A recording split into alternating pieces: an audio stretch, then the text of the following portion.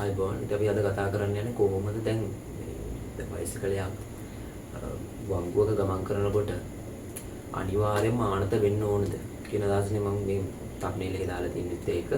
අපි බලමු මේක භෞතික විද්‍යාවට අනුව කොහොමද නිර්වචනය කරගන්නේ කියලා. ඇත්තටම මේ වංගුවක යනකොට බයිසිකලයක් අපි සමහර බයිසිකලයක් තමයි ගන්න. මෝටර රථයක වෙනම සිද්ධියන්න තියෙන්නේ. හරි. දැන් බයිසිකල් කියන තමයි ආනත තියෙන මෝටර රථෙ මෙහෙම ආනත කරලා යන්න බෑනේ. දැන් බයිසිකලේ මෝටර රථේ වෙනම සීන් මේ එකක් තියෙනවා. මෝටර රථේ වල තේරුම් ගන්න පුළුවන්. මම ඒක මෙතන කතා කරන්නේ මම කතා කරන්නේ මේ බයිසිකලයක් වංගුවක යනකොට ආනත කරන්න නැතුව ගියෝ මොකද්ද වෙන අකරතැබ්බ කියලා තමයි මම කියන්නේ. ඒක දැන් අපි පොඩි කතන්දරයකුත් එක පොඩ්ඩක් මේ වෙගේ යන්න. හරිද? දැන් මෙහෙමනේ දැන් අපි මෙහෙම අපි නිකන් නිල් පෑනෙන් අදිමු. හරි දැන් ඉන්නවා ගමේ කෙනෙක් එයා මේ කාටවත් නැවෙන්නේ. හරිද? ඒ කාටවත් නැවෙන්නේ නැහැ. නැවෙන කෙනෙක් නේ. එයා දැන් ඊට පස්සේ මොකද කරන්නේ? පොර ඊට පස්සේ ගන්නවා මේ දැන් හොම මට නිකන් ලොකුවට අදින්න බෑ. ඔන්න ඔහොම දැන් යාළුවා. ඒක විතර මේ හැන්ඩල් එක ගෙලිතන්න. ඔහොම එනවනේ මට ඒ ලොකුවට අදින්න බෑ. මේ ෂීට් එක තියෙනවා ගෙලිතන්න මෙතනින් මේ උතරින් ඔන්න කකුල වෙන්ගිලා කොහොම ඔන්න කකුල තියෙනවා මේ කොහොම ගිහිල්ලා ඉතින් බයිසිකල් රෝදේ කොහොම තියෙනවා හරි කොහොම කියලා හිතන්න හරි දැන් ඕක මේක ආනතය වගේ වඩ පේමක් ගන්න මේක ආනත නෑ මම ආනත දිනේ ඇදලා තියෙන්නේ ඔන්න තමයි තියෙන්නේ ආන්නෝ දැන් බයිසිකල් මංගු අදිනවා පොඩ්ඩක් නිකන් මෙහෙම කර්ව් එකට මම කොහොම අදින්නේ ආන්නේ කර්ව් එකට මම පොඩ්ඩක් කරලා නිකන් මංගුවක් තියනවායි කියලා පෙන්නන්න දැන් මෙහෙන් ඉඳන් බලන් මේ පැත්තෙන් ඉඳන් බලන් ඉන්න එකට තමයි මේක පේන්නේ. මේ වංගුවක් තියෙනවා. මෙයා වංගුවේ ආනත වෙන්නේ නැතුව පිළිම් වෙනවා. නේද තමයි තියෙන්නේ. දැන් ඔය මේවද බලලා කොහොමද? දැන් මේ සාමාන්‍ය පුද්ගලයෙක්ගේ බර තියෙන්නේ මේ හරියට මැද මේ බුරිය ළඟ තමයි සාමාන්‍යයෙන් මොන මිනිස්සෙක්ගේ දැන් මෙහෙම හරියට මෙහෙම කෙලින් මෙහෙම කරගෙන මෙහෙම සීරුවෙන් මෙහෙම ඉන්න ගමන් මෙහෙම අග ගල් කරගෙන වගේ ඉඳලා පන්ති හරි කවුරු හරි කරන්න එපා හරිද කරන්න බෑ මගේ මේක කරන්න පුළුවන් නම් මේක කරන්න පුළුවන් කරන්න පුළුවන් ඒකේ මෙහෙම සීරුවෙන් ඉඳලා හොත නිකන් මහත කෙලට හොද ශක්තිය දෙන්නට කියන්නේ මෙතන මචං ඔබ බුරින් වල මෙහෙම කළා බැලන්ස් කරන්න පුළුවන් හොත ඒක මෙහෙම ගත්තම ඒ මම කියන්නේ ගුරුත්ව කියන්නේ හරියටම තියෙන්නේ බුරිය ළඟින් තමයි ක්‍රියාත්මක වෙන්නේ එතකොට අපිට ඕව දාලා නැහැ හොඳ අපෙන් ගුරුත්ව කියන G කියලා ගන්නවා. අපි සාමාන්‍යයෙන් G කියලා ගන්නෙ. අපි සාමාන්‍යයෙන් අර මේ ගුරුත්ව කියන ඉංග්‍රීසියෙන් කියන්නේ. හරිද? ඉංග්‍රීසියෙන් කියන්නේ center of gravity කියලා. මෙහෙම center of gravity කියලා කියනවා. center කියන්නේ සාමාන්‍ය මැදනේ. ඕකේ දැන් මේ center කියලා කියනවා TRE කියලා කියනවා. දාල් දේවල් ඕනේ නැහැ. ගුරුත්ව කියන්නේ සමහර ඒකකයට ගන්න මේ G කියන එක තමයි ගන්න. ඒක තමයි මම මෙතන ලකුණු කරලා තියෙන්නේ. ඒතර මේක මතින් මෙයාට පහළට හම්බෙන බලයක්.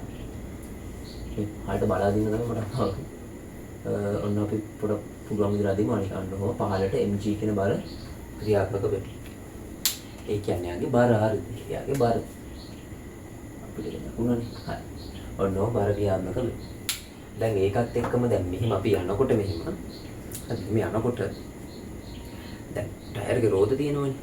දැන් මම ඉස්සරහින් බලනකොට රෝද දෙක මතම රෝදේ මගින් පොළොව මත යම් තරපුමක් ඇති කරනවා. ඒතර පොළොව මගින් ඊට සමාන තරපුමක් ඇති කරනවා.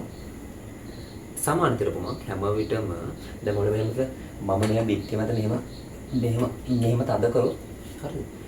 බිත්තිය හැමතිස්සම යොදන්නේ මම යොදන ලබන බලයට සමාන ප්‍රතිවිරුද්ධ මේ ක්‍රියාරේඛා සමපාතවුණු බලයක් තමයි යොදන්නේ. ඔය තේරුම් ගන්න පුළුවන්. මම අඩු බලයක් යදුවොත් බිත්තිය මගින් මගේ අත මත යොදන්නේ තඩු බලයක්. ඒතකොට මම මෙහෙම වැඩි බලයක් කොහොම අමාරුවෙන් මෙහෙම දාන්න ගියොත් බිත්තිය මගින් මට මගේ අත මත ඒ බලයට සමාන බලයක් යොදන්නේ. මේ බිත්තියේ දැන් කොන්ක්‍රීට් වලින් හදපු වින්ද එක ප්‍රශ්නයක් නෑ. දැන් අර ඒ බිත්තියට ඒ බලය දෙන්න බැරි නම් මේ බිත්තිය වඩා අනිත් පැත්තට යනවා. ඒ වගේ දෙන්න. එතකොට මේ G තමයි මම ලියුවේ. එතකොට මම මොකද කිව්වේ? මම කිව්වේ රෝදේ මගින් පොළොව මත යම්කිසි තෙරපුම් බලයක් ඇති කරනවා. ඒ බලයට සමාන බලයක් පොළොව මගින් රෝදේ මත දෙනවා. ඒතර ඒකට අපි කියනවා අභිලම්බ ප්‍රතික්‍රියාව කියලා. ඔය තේරුම් ගන්න මම මේ අදින්නේ R කියලා. රෝද මගින් ඒ වගේම මගේ බයිසිකලේ බරයි මම මේක නැගලා ඉන්නේ. ওই මුළු සිස්ටම් එකේ මුළු පද්ධතියම මගින් ඇති කරන බාරට සමාන බලයක් තමයි මේ R කියලා ලබව කරන්නේ. මම ඒතර මම මෙහෙම R කියලා මෙහෙම මම උඩට ලකුණු කරනවා. ඔය කියන R. දැන් ඕක නෙමෙයි මේ ප්‍රශ්නේ උදේ. දැන් ඔයාලා තේරුම් ගන්න ඕන මේකේ ඕන වංගුවක ගමන් කරනකොට වංගුවේ මේ වක්‍රතාවයක් තියෙනවනේ. දැන් වංගුවක යම්කිසි වක්‍රතාවයක් මෙහෙම තියෙනවා. මෙහෙම යම්කිසි මෙහෙම වක්‍රතාවයක් තියෙනවා. මෙහෙම වක්‍රතාවයම තිරස්වත් නැන්ද සිරස්වත් නැන්ද. ඒ වක්‍රතාවයට අදාළ යම්කිසි කේන්ද්‍රයක් තියෙනවා. දැන් මේ වංගුව ගත්තත් යම්කිසි මොකක් හරි වංගුවකට කොහොමම රවුමක් කම්ප්ලීට් කරලා ගත්තොත් ඒකට දාලා කේන්ද්‍රයක් තියෙනවා. යම්කිසි කේන්ද්‍රයක් තියෙනවා. කේන්ද්‍රයක් කොහොම තියෙනවනේ. එතකොට මේක මාර භෞතික විද්‍යාත්මක සංසිද්ධියක්. හැම විටම ඒ වංගුවට අදාළ වක්‍රතාවයට අදාළ කේන්ද්‍රය දෙසට බලයක් යොමු වෙලා තියෙනවා. යොමු වෙච්ච බලයක් තියෙනවා.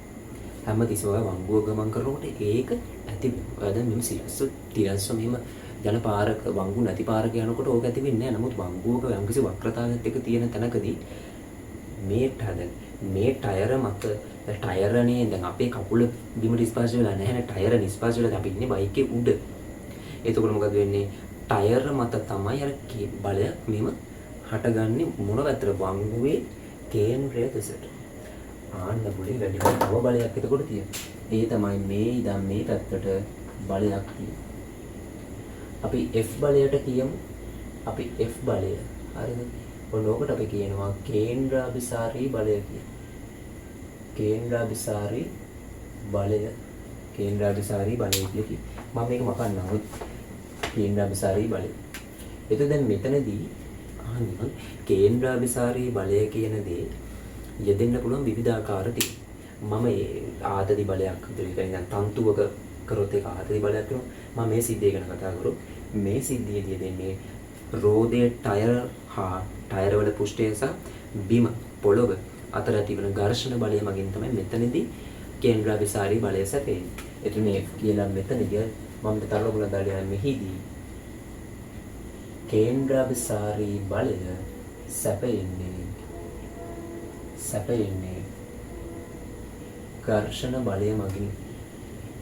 ඝර්ෂණ බලය මගින්. මේ කතාව ඝර්ෂණ බලය මගින්. දැන් ඔන්න බල ඔක්කොම මම ලකුණු කරා. මගේ බර mg කියලා ලකුණු කරා. මගේ බරයි බයික් එකේ බරයි ඔක්කොම හරි. සිස්ටම් එකේම බරනේ mg. හරි. ඒතර මේ දැන් ඇත්තම කිව්ව මේ g කියලා මේ mg කියලා මම පහළට ඇදලා තියෙන්නේ. හරියට ගත්තොත් ඉතින් ඒ මම මගේම. දැන් මේ r කියලා ලකුණු කරලා තියෙන්නේ. r කියලා මම ලකුණු කරලා තියෙන්නේ. ඔයාලා හිතන්න මේ දැන් මෙතනදී මම එක තැනකදී උපකල්පනයකට එන්න වෙනවා. එකක් තමයි r දැන් මේක දැන් තේරුම් ගන්න පුළුවන් පස්සේ. මෙතන දැන් සංසිද්ධියේදී මේ mg කියලා ලකුණු කරේ මගේ බර නෙමෙයි කියලා හිතන්න. මම දැන් කලින්ක මගේ බර කියලා. නමුත් දැන් මේක අර ඉස්සරහට එන සූත්‍රවලදී මේ r කියන එක්කෙනා mg ට සමාන වෙනවා. එහෙම වුණොත් මගේ බර වුණොත් ප්‍රශ්නයක් වෙනවා. මගේ බරයි බයිසිකලේ බරයි ඒ දෙකම එකතු වෙච්ච බර තමයි මේ පහළට. ඒ කියන්නේ අපි සම්ප්‍රයුක්ත බර තමයි මේ පහළට ඇදලා තියෙන mg කියලා. ඒක හිතන්න. එතකොට මේ r කියන්නේ ඒක කොහොමද බරේ ඇදලා තියෙන මුළු බරේ ඇදලා තියෙන පොළොව මගින් ටයර මත උඩට ඇතිවන බලය. ඝර්ෂණයේ අභිලම්බ ප්‍රතික්‍රියාව. එතකොට මම දැන් මේ බල තියෙන්නේ ඔච්චරයි. බරයි පොළොව මගින් උඩට ඇති කරන පද්ධතිය මත ඇති කරන බලය අර වංගුවක යන නිසා හටගන්නා වංගුවේ කේන්ද්‍ර දෙස යොමු වන කේන්ද්‍රාභිසාරී බලය. ඒතර මම මොකක්ද කරන්නේ? දැන් මම මේ පද්ධතියට, ඒ කියන්නේ මමයි මේ බයිසිකලේ මුළු පද්ධතියටම දාන්නම්. මුළු පද්ධතියටම මම ඉහළට දාන F සමානයි ma කියලා. F සමානයි ma.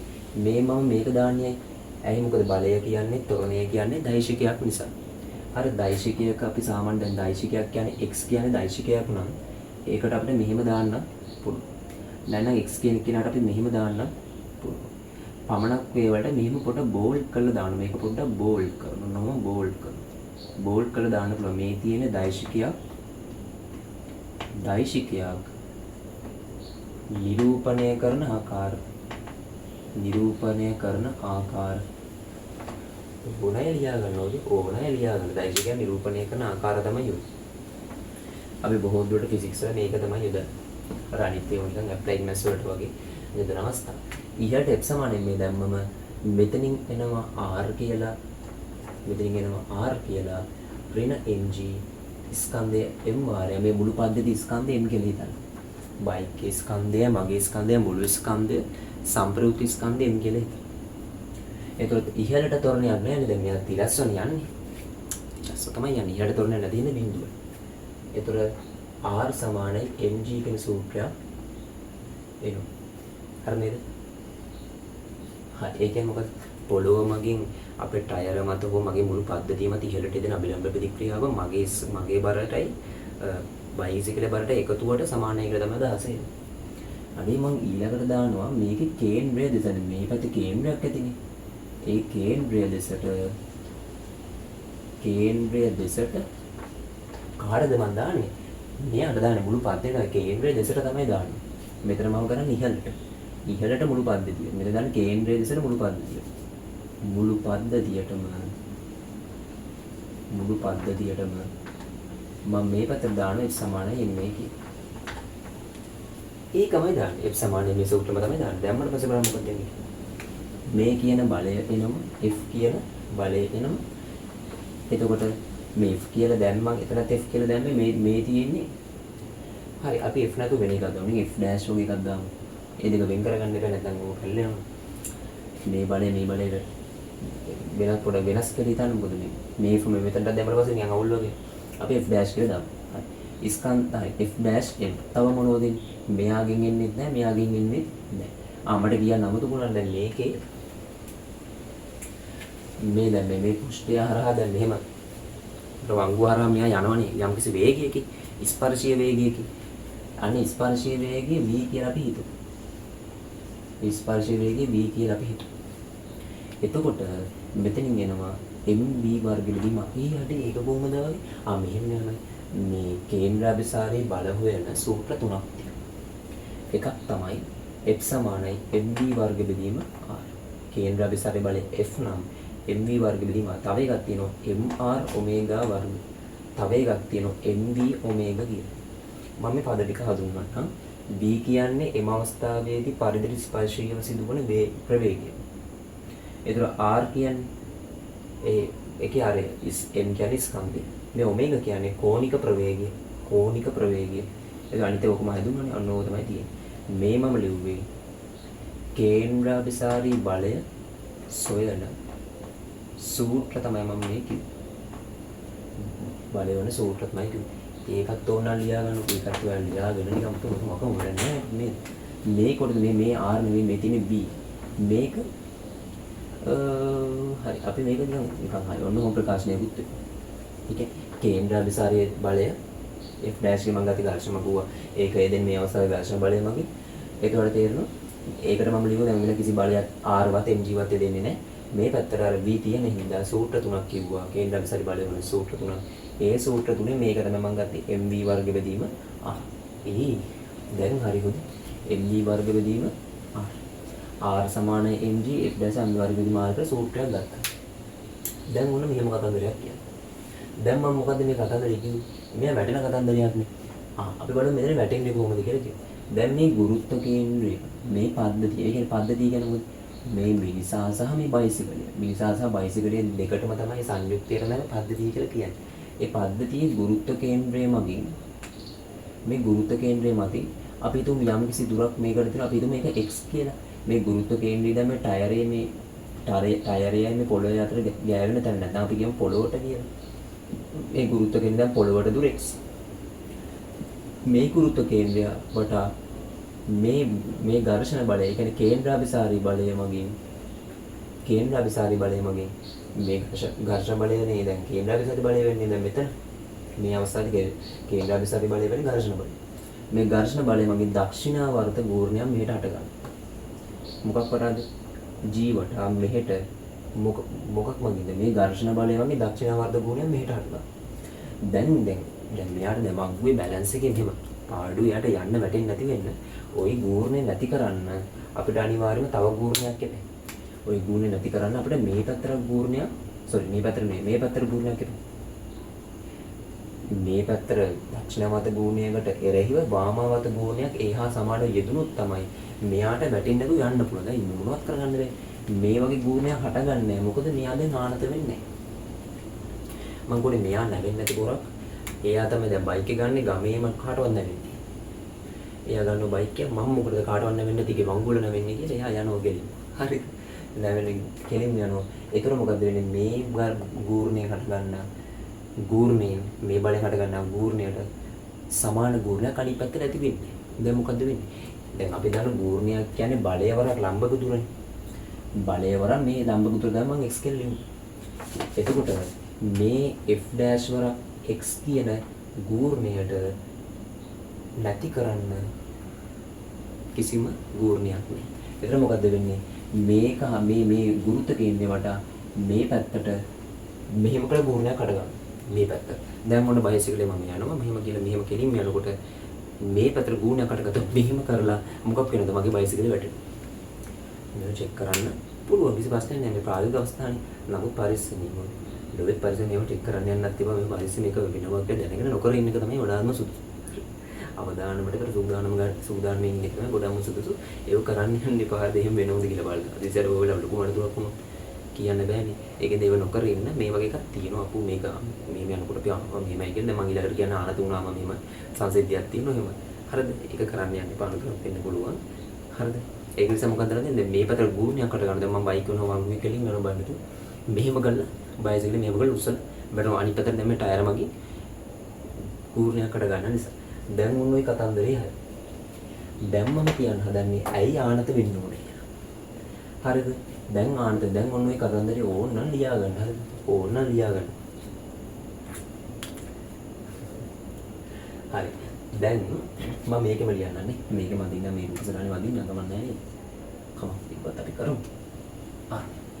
දැන් මේ බයිසිකල් කරුවා පළවෙනි පාර මට්ටු වුණ නිසා දෙවෙනි පාරේ යනකොට මේ අනිවාර්යෙන්ම බයිසිකලේ මේකට මත දැන් කවුරු කියන මේ මට බය මේ වංගු යනකොට බයිසිකලට ආනත කරලා බලයක්. දැන් ඔබ කලින් වගේ වැටේ කියලා කියවනින්න මෙයා දෙවෙනි පාර යනකොට මොකක්ද අංග කරන්නේ? මෙයා පොඩ්ඩක් මේ වංගුව දෙසට වංගුව යහතර මේ මෙහෙම ආනත වෙනවා. වංගුව මෙහෙට යනකොට මෙහෙම ආනත වෙනවා. නෑ වංගුව දෙසට ආනත වෙනවා. එතකොට බුලි වංගුව දෙස කියන්නේ මෙහි මේ පැත්තට. ඒතර මෙයා මට වදින්න තමයි බැරි කො. අදින්න තමයි බැරි. මට පුළුවන් සම අදින්න නම් ඔන්නෝ මත තියෙනවා. හරිද? මේ හැඩල් එක තියෙනවා. මෙතන සීට් එක තියෙනවා. ඔන්නෝම කකුල් දෙක ඔන්නෝම තියෙනවා. ඔන්නෝම මේ ඔන්නෝම දැන් තියෙනවා ටයර් එක. අම්මෝ අමාරුයි නේද? දැන් මේක මෙහෙම තියෙනවා. හරි ගස් එකක් තියෙනවා. හරි අනතර එකක් තියෙනවා. ඔව් තියෙනවා. දැන් මොකද්ද වෙන්නේ? අර වගේම මෙයා මත අට ගන්න බල ටික අපි ඇදගමු. අතු පාඩේ. මෙයා මත හට ගන්නවා මේ පැත්තට ඝර්ෂණ බලයක්.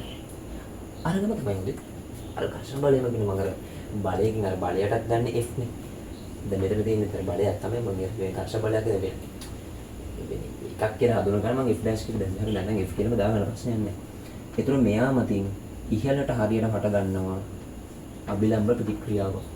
සුපුරුදු පරිදි මේ පද්ධතිය උදේ මගේ විතරක් නෙවෙයි මගේ බයිසිකලේ මුළු ස්කන්ධේම බර දෙදෙන අක්ෂරයක් තියෙනවා. අපි ඒකට G mg කියලා ගමු. මම කොහොමද පාඩම ගන්නවා? ඔය තියෙන බර mg. මේක f dash. හරිද? හොඳයි. දැන් මොකද කරන්නේ? ගුරුත්ව කේන්ද්‍රයේ ඉඳන් මේ r ට තියෙන දුර අපි ගමු y කියලා. මම අර කලින් කිව්වා වගේ මෙතන ඉඳන් මේ බලයට තියෙන දුර x කියලා ගමු. මම කලින් ගත්ත x කියලානේ. ඒ කියන්නේ මම ඒකම අපු මෙතන x ට ගන්න. දැන් ඊළඟට කියන්න පුළුවන් ඉතින් මෙතන x වගේද මෙතන x වෙනස්නේ. අපි ඒක නිසා අපි මේකට x dash කියලා ගමු. ඒකට x dash කියලා ගමු. මේකට x dash කාටද මෙතනට අපි y dash කියලා ගමු. ප්‍රශ්නයක් නැහැ. දැන් මේක පොඩ්ඩක් මෙහෙම ආනත වෙනත් එකම ගුරුත්ව කේන්ද්‍රය පොඩ්ඩක් පහළට එනවනේ. දැන් මේක දැන් මෙහෙම තියෙනකොට මේකම හෝම කරලා මෙහෙම වෙනකොට පොඩ්ඩක් පහළට එනවනේ. ඒකනේ අර දුරවල් දෙක වෙනස්නේ. දැන් මෙතනත් x අරගෙන මෙතනත් x ගත්තම නේ පොඩි අවුලක් තියෙනවා. අපි ඒකට x dash කියලා ගමු. ඒක නිසා ඉතින් අපි මෙතනට y dash කියලා ගමු. ප්‍රශ්නයක් නැහැ නේද? නෑ ප්‍රශ්නයක්. කිසි ප්‍රශ්නයක් නෑ. අපි එහෙම ගමු. දැන් මොකද්ද කරන්න තියෙන්නේ? ඒක බල ඔක්කොම ලකුණු කරාද? මෙයා හරි G හරි R හරි. වැඩේ හරි. දැන් කලින් තිබ්බ ප්‍රශ්නේ මොකක්ද? කලින් තිබ්බ ප්‍රශ්නේ තමයි මේ අර කේන්ද්‍රාභිසාරී බලය වන ඝර්ෂණ බලය මගින් ගුරුත්ව කේන්ද්‍රය හරහා වටා හරහට වඩා රස වටේ වටානේ වටා දක්ෂිණාවර්ත ගූර්ණයක් හට ගන්නවා. එයාව නැති කරන්න ගූර්ණයක් නැහැ. ඒකින්ද මෙයා මොකද්ද වෙන්නේ? මෙහෙම යනගෙන අරහෙට මෙවුණා බයිසිකල් මෙහෙම වංගුව තියෙන මෙහෙමනම් වංගුව තියෙන මෙහෙමනම් මම මෙහෙම බයිසිකල් මේ පැත්තේ හරවන්න ඕන ආනත වෙන්නේ නැතුව ගියොත් මොකද වෙන්නේ? මේ පැත්තේ ඝර්ෂණ බලය වෙලා මම මෙහෙම කළා ගූර්ණය මගින් උස්සලා යටෙනවා. ඒක තමයි වෙන්නේ. දැන් මෙතන වෙන සිද්ධිය වල දානද වෙන්න ඕනේ කියන කතන්දරය තමයි මේ කියන්නේ. අර වගේම මං ඉහළට දානවා සමානයි එන්නේ. මේ ඔක්කොම කළු පාටෙන් ලියපු හින්දා මම මේකත් කළු පාටෙන් ලකුණු කරන්න. හරි. එතකොට ඉහළට ලකුණු කරාම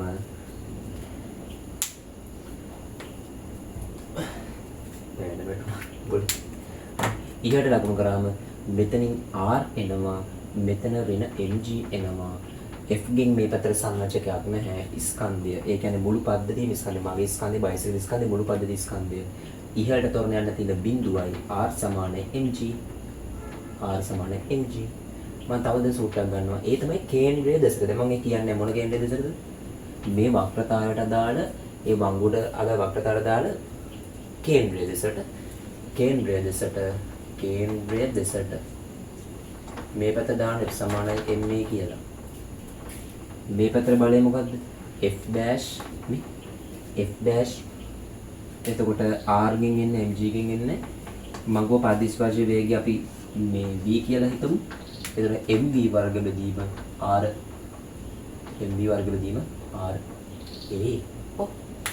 දැන් යෝක හරිය දැන් ඕකට සම්මතා දෙකක් ගන්න පුළුවන්. දැන් මට ඕන ඕක නෙමෙයි. මට ඕන දැන් මේක වැටෙන්නේ නැතුව යන්නේ කොහොමද කියලා ආන තුනා වැටෙන්නේ නැතුව යන්නේ කොහොමද කියලා බලන්න. ඒතුළේ මම කරන්නේ මේ G වටා ඔන්න බලන්න මේ G වටා මම ගූර්ණ කරනවා. ඊට ගන්න පුළුවන් නේ G වටා ගූර්ණ. එහෙම ගන්න පුළුවන් නේ. නෑ අපිට එහෙම දැන් මේ එහෙම ලොකුවට හිතන්න එපා. දැන් මේක ගමන් කරන එක නේ ගූර්ණ ගන්න කොහොමද මේක මේ නිශ්චල වස්තුවක් නෙවෙයිනේ. එහෙම ගන්න හදන්න එපා. නෑ අපි යම්කිසි පිළිටුමකට නිගන්නේ. යම්කිසි පිළිටුමකට නිසා මොකද්ද වෙන්නේ? හරි යම්කිසි පිළිටුමකට මේ ගන්නේ. නැතුව මේ දැන් මෙහෙම යන පිළිටුමේ ඔය ෆොටෝ එකක් ගන්න. කොහොම? දැන් නැත්නම් මේකට ගන්න බෑ නිකන් මේක දැන් ටෙක්නික් එක ෆිසික්ස් එක වලට කියන්න බෑ. ඒතර මේ මම G වටා මේ පැත්තට ගුණ ගත්තා කියලා හිතන්න. ඒතකොට මේ F dash මගින් හට ගන්නවා මේ පැත්තට x කියන දුර. අපි දන්න ගුණ ගන්නේ බලය වර බලයට ඇති ලම්බක දුරේ ගුණ කරන්නේ. ඍණ ඉතින් අඩේ තවවල තියෙන බරෙන් එන්නේ නැහැ. මොකද ඒක කෙලිම ගුරුත්ව කියන්නේ හරහා යන එකක් නේ. ඒක R ගෙන් එනවනේ පොඩි. R ගෙන් එනවා නමුත් ඒක ඍණේ. ඇයි එයා යන අනිත් පැත්තට? වාමවර්තවල. ඒක නිසා R වරක් එයාට තියෙන දුර y dash වෙනවා. බරක් බිඳුව. අර ඒ පිළිටුමට ගන්න හින්දා මේක නිකන් අර ඒකේ සම්පූර්ණයෙන් හට ගන්න එක බිඳුවක් අපිට ගන්න පුළුවන්. කොහොමත් වෙන්නත් එපා. ඒකට අඩේ අන්න මෙහෙම සීන් එකක් එනවා. එතකොට එනවා f dash x dash සමානයි r y dash කියලා ඔන්න ඕම එකක් විතර. ඔහොම ගන්න පුළුවන් නේද? ජීවිත ගුණ ගත්තම ඔහොම එකක් වෙන්න පුළුවන් නේද? ආයි ඉතින් ඔන්න ඕම එකක් එනවා. අන්න මම කලින් කියපු ටෙක්නික් එක. ඒ කියන්නේ අර කලින් සිද්ධියේ, ඒ කියන්නේ මේ සිද්ධියේදී අර ඝර්ෂණ බලෙන් හටගන්නා ගූර්ණයට සමාන ප්‍රතිබිම්බ ගුණ නොතිබිච්ච ඉඳ තමයි අර වැටුනේ. නමුත් මෙතනදී ආනත උණු නිසා අභිලම්බ ප්‍රතික්‍රියාව වෙනුත් ගූර්ණයක් හටගත්තා. දැන් මේකෙන් මොකද උනේ? අභිලම්බ ප්‍රතික්‍රියාව වුණු ගූර්ණයක් නැහැ. බරෙන් කොහොමද ගූර්ණයක් නැහැ. ඒ බර නම් කොහොමද අවස්ථාව දෙකෙම ගූර්ණයක් නැහැ. ආර ඔන්න හෙල්ප් එක දුන්නා වැටෙන්නේ නැතුව එනවා. එතකොට ආනත වීම මගින් බයිසිකල වැටෙන්නේ නැති හේතුව මේකකින් නේවට තේරුණානේ. අර කලින් එකේ ඝර්ෂණ බලෙන් අරගත්ත ගුණ සමාන ගූර්ණයක් මොකක් මගින් අර ගන්නවා. අභිලම්බ ප්‍රතික්‍රියාවෙන් හට ගන්නවා අනිත් පැත්තට. එතකොට ඒ දෙක ඡේදනය වෙලා කැපිලා යනවා. බිඳුවක් වෙනවා මේ. බිඳුවක් වෙනවා. එතකොට කිසි ප්‍රශ්නයක් නැතුව අර වංගුමේ මෙමීට ගන්න පුළුවන්. දැන් ඔයාට ඕක හරි හොදි. දැන් තප්ලේල් එකට දාලා කොටස මම ගල්ලා ඉවරයි. නමුත් දැන් මීට වැඩි දෙයක් ඔයාට ඕනේ කියලා ඉතින්. ඒක නිසා මම හිතමු නිකන් මේ කෝණය නිකන් කොපණේකුත් දාලා පොඩි යෝගක් කරමු හරි. හරි මම එහෙම කියන්නම්. මෙතන ඉඳන් මේ මේ අබිලම් ප්‍රතික්‍රියාව නිසා මේ බයිසිකල් අද රේඛාව අතර කෝණේ තීට කියලා හිතන්න පුළුවන්. මම ඒක දැන් මේක මම මකන්නේ මේ උඩ ටික මකන්නම්. හරිද? මේ උඩ ටික මකන්නම්. දැන් ඒ ටික ලියාගත්තනේ බොයි. ඒ ටික ලියාගත්තා. දැන් මේ තීට කියලා හිතන්න. දැන් ඔයාලා මේ අදාළ ත්‍රිකෝණය ගැන හිතුවම මේ ත්‍රිකෝණ බලන්න. මේක සහ මේක. ඔන්න ඔය ත්‍රිකෝණය මම දැන් මෙතන ලොකු කරලා අදින්න. ඕනෝම ලොකු කරලා අදින්න. මේ කෝණේ θ, මෙතන තියෙන දුර x', මෙතන තියෙන දුර y'. මම දැන් ඩොලියට වගේ tan θ ගත්තොත් මොකක්ද දෙන්නේ? tan θ y මොකක්ද දෙන්නේ?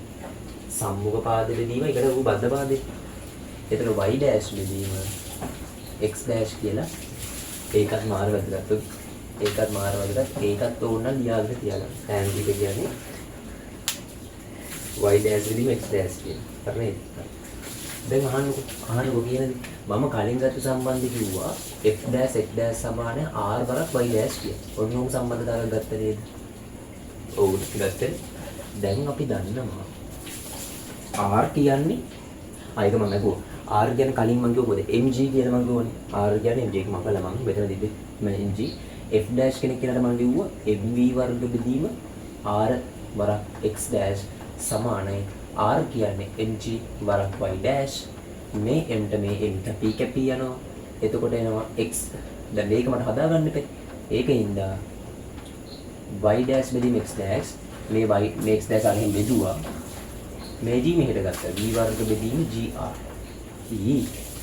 දැන් මොකද්ද y වර්ග බෙදීම x' කියන්නේ tan θ. tan θ සමානයි v වර්ග බෙදීම gr. හරි නේද? ඔන්න ඕන එකක් එනවා. v වර්ග බෙදීම gr. ඕකත් ඔයාලට ඕන නම් ලියා ගන්නවා. ආයෙත් ඉබෙත් ලියා ගන්න. මම දැන් මේ පොඩි මෙහෙම එකක් කියනවා. මෙතන පොඩි මට දැන් මේක සම්පූර්ණ කතාව කියන්න ඕනේ සම්බන්ධයෙන්. හරිද? දිගට යනවා මම නවත්තන්න හිතෙන්නේ නැහැ. අන්න ඒකයි වැඩේ. හරි. දැන් ඔන්න මම අර වැටෙන්නේ නැති හේතුවක් කිව්වා. දැන් මේක පොඩ්ඩක් වැඩි දුර විස්තරයට තමයි කියන්නේ. මේ අනු දැන් මේ ඔයා මේ මම ලිව්ව සිරසත් වෙච්ච ආනත කෝණය. මේ සිරසත් එක්ක ආනත වෙන කෝණය වැඩි වෙනකොට ඒ කියන්නේ දැන් මෙහෙමනේ වංගුව තියෙන්නේ. දැන් ඔයා මේ තියෙන මේක මේ වංගුව දෙසට ඔය ආනත වෙනව වැඩි. ඔය හෙන්නට ආනත කරනවා. මෙහෙම හෙන්නටම ආනත කරනවා.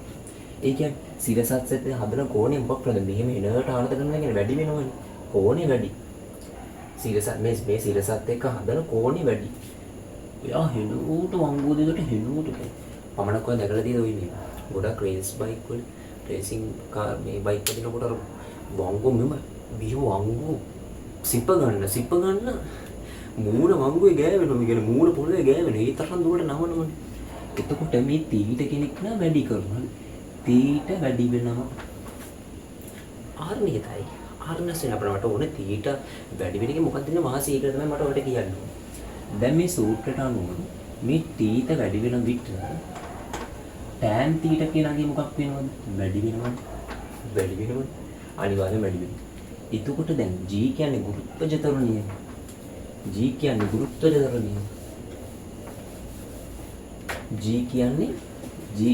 ගුරුත්වජ ත්වරණය. ඒක සාමාන්‍ය නියතගයක් වගේ. සාමාන්‍ය 9.8 ගණක් වගේ කියන්නේ ms එක කොහොමද කියන්නේ? r කියන්නේ වංගුවේ වක්‍රතාවට දාලා ඒ වක්‍රයේ කේන්ද්‍රය අරය. මේ වක්‍රතාවට අදාළ යම්කිසි මේ වෘත්තයක් නිර්මාණය කරගන්න පුළුවන් වුණොත් ඒකට ඒ වෘත්තයට අදාළ අරය තමයි වක්‍රතා අරය කියලා අපි ගමු. r කියන්නේ වක්‍රතා අරය.